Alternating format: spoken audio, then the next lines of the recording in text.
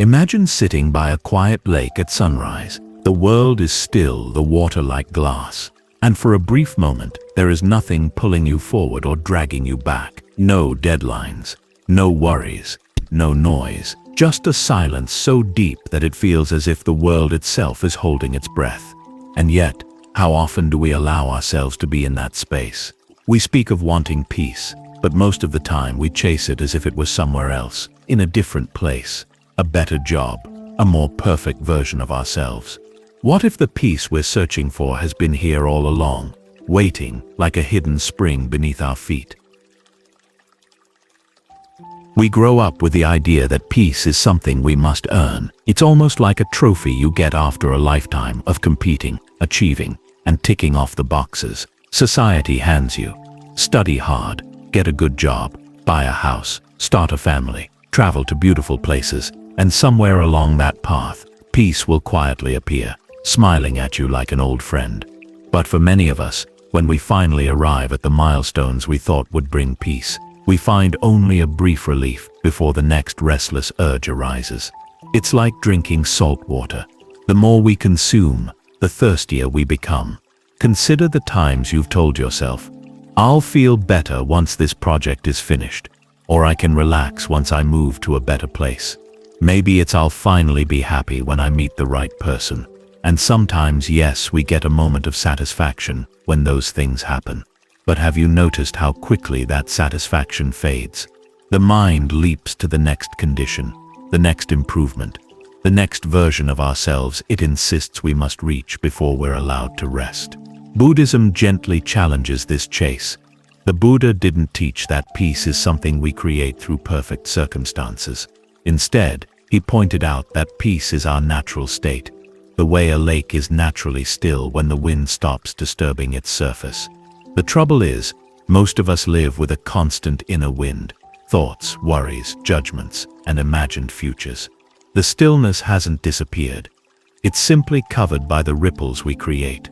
Imagine a person wandering through the desert, dying of thirst, convinced that the only way to survive is to keep walking toward the horizon. They don't realize they're standing above an underground spring.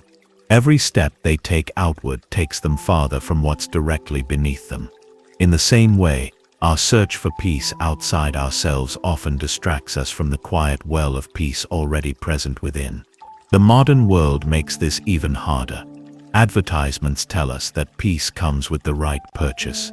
Social media whispers that peace is what other people have when they look beautiful, travel to exotic places, or live in spotless homes. The culture teaches us to compare, to measure, to keep moving. If we're not careful, we spend our whole lives chasing an image of peace, never stopping to ask if the image was ever real. And yet, there are cracks in this illusion. Sometimes they appear when we're forced to pause, during illness, heartbreak, or even a long wait at the airport when we've run out of things to distract ourselves. In those rare moments, if we're paying attention, we might catch a glimpse of the truth that peace doesn't arrive from the outside. It has been sitting in the quiet corners of our awareness all along, like sunlight behind a curtain. The first step toward real peace is seeing through this illusion, recognizing that what we seek isn't far away but obscured. Buddhism calls this right view, the understanding that our suffering is often self-created, and that by shifting how we relate to our own mind, we can begin to uncover what was never lost. It's not about rejecting goals or giving up on making life better. It's about no longer placing our peace on hold until the conditions match our expectations. The world may never line up perfectly, but the mind can learn to rest even when things are unfinished. Like a lake that reflects the sky, despite the occasional ripple, our inner stillness can remain, waiting patiently for us to notice it. And here's the quiet irony. Once we stop chasing peace as if it were a distant reward, it starts to seep into the smallest parts of our day. It's in the way we breathe when we finally let our shoulders drop.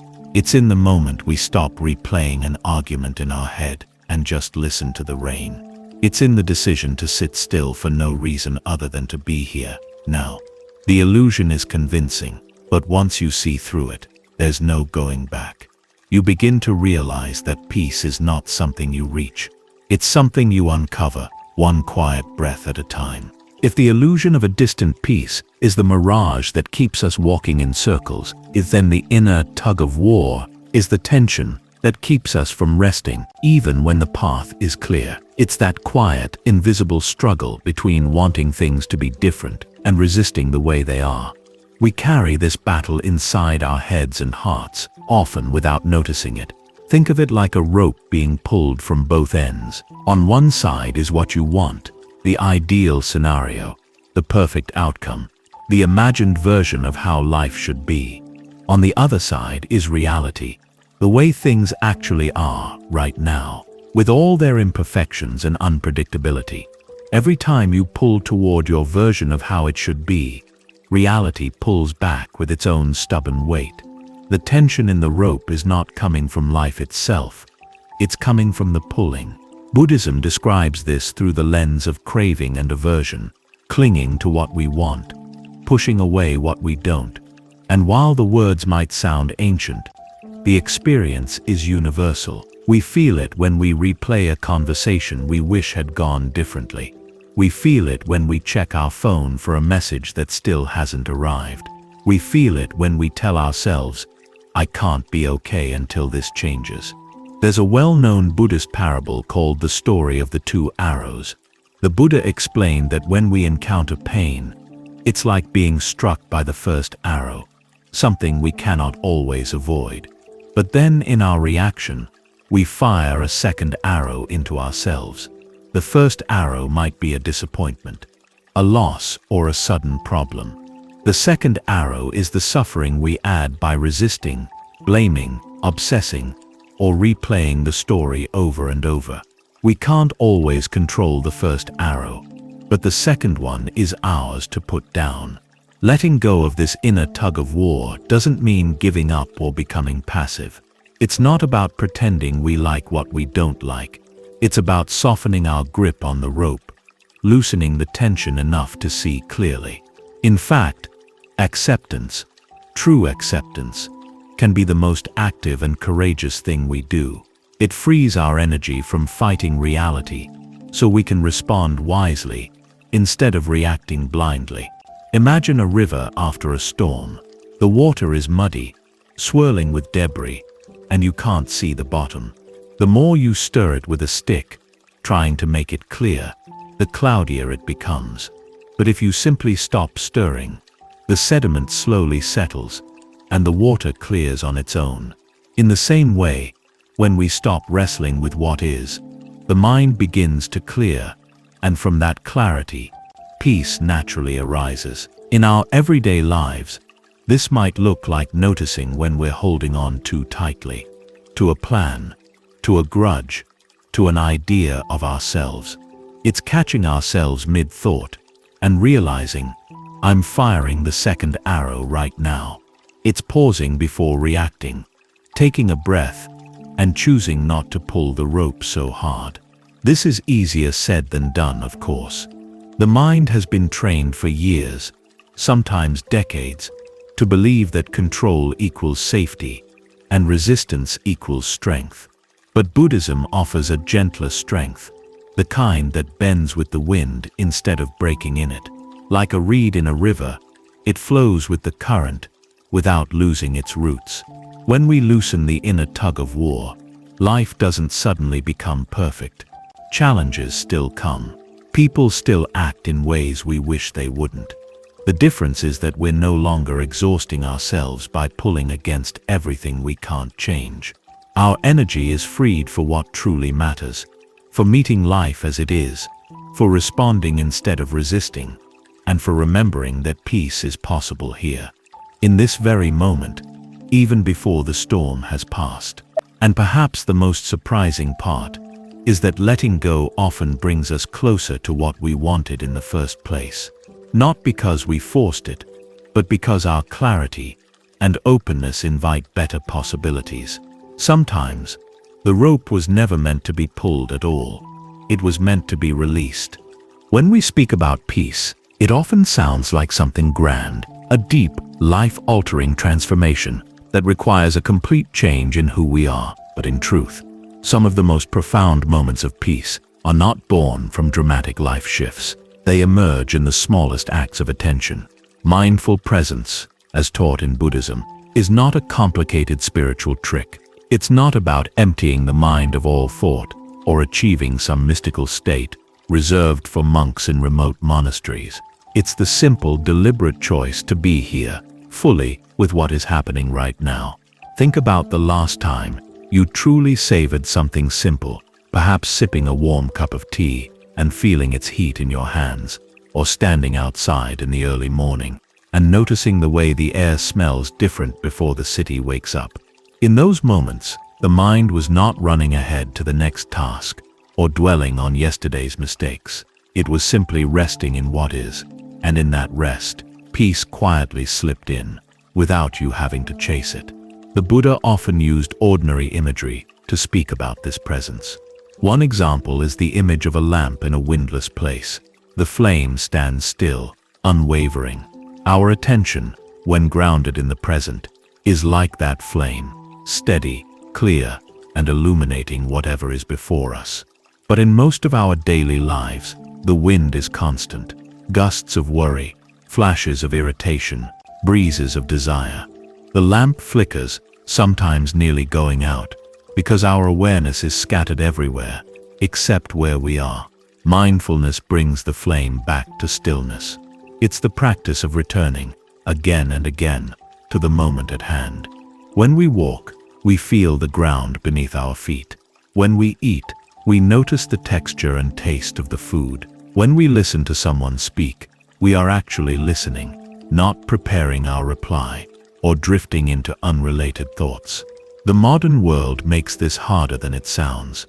We live in an age of constant alerts, endless scrolling, and competing demands for our attention. It's as if the wind around our lamp is no longer natural. It's a manufactured storm, designed to keep us distracted. But this is where the Buddhist teaching becomes even more radical. You don't need to escape the storm entirely to find peace. You can light your lamp in the middle of it. One of the most beautiful aspects of mindful presence is that it changes the texture of time.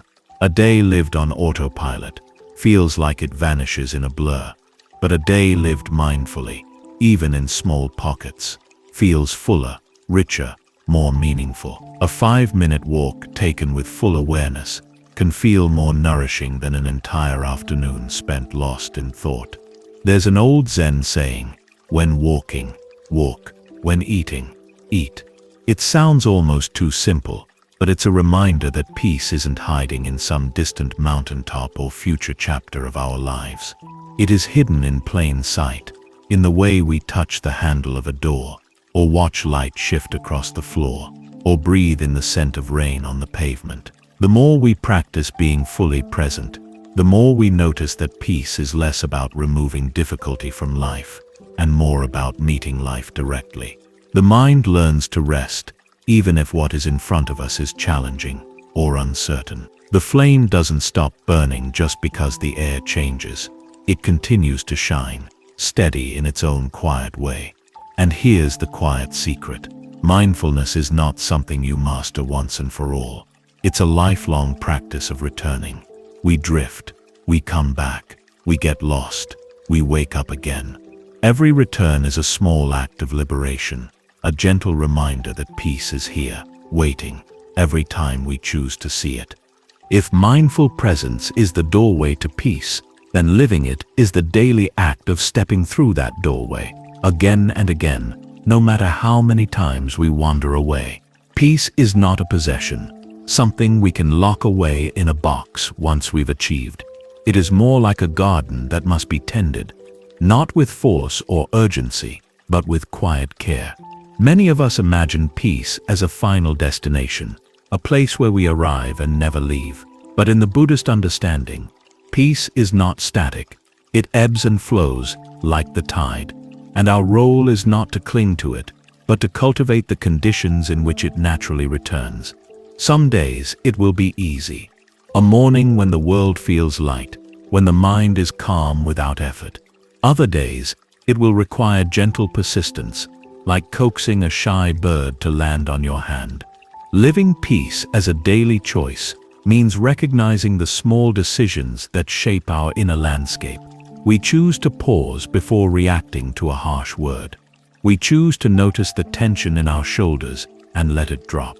We choose to take 3 slow breaths before opening our phone in the morning. These moments might seem insignificant, but each one is like a seed planted in the soil of the mind. Over time, they grow into a quiet strength, a resilience that carries us through storms.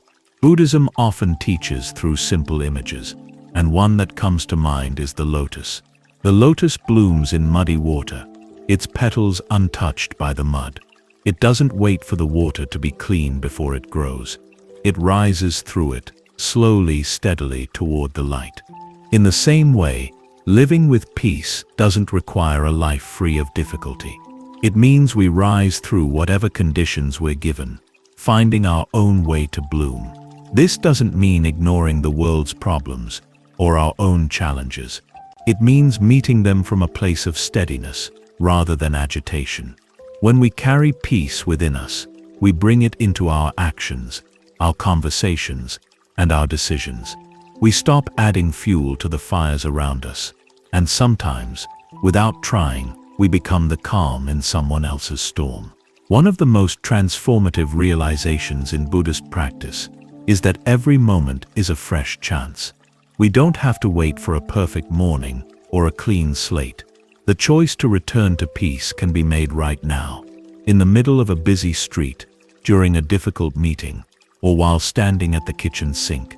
The present moment is always an open door, no matter how far we've wandered in our thoughts. And when we live this way, peace begins to shape not just our inner life, but our outer one as well.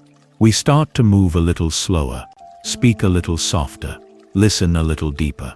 We stop rushing toward the next thing, as if life were running out. In the stillness between breaths, we see the world more clearly, not as something to conquer or escape, but as something to meet with curiosity and care. At the end of the day, living peace is less about changing the world around us, and more about changing the way we meet it. We can't always control the winds, but we can learn to adjust our sails. And in doing so, we discover that the calm we once thought was far away has been traveling with us all along. Perhaps this is the greatest secret of all. Peace is not a prize to be won, nor a treasure to be found. It is the remembering of something we have never truly lost, the quiet, steady heartbeat of life itself, always here, waiting for us to notice. And when we choose it, moment by moment, it becomes not just something we feel, but something we live. May you carry this gentle peace into the rest of your day, not as something fragile to protect, but as a quiet flame that lights your steps, no matter where the path leads. May your thoughts be clear, your heart be soft, and your actions be guided by kindness.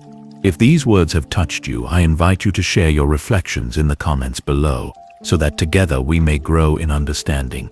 And if you wish to walk further on this path, consider subscribing and joining us again. For each step taken in mindfulness brings us closer to the stillness we all carry within.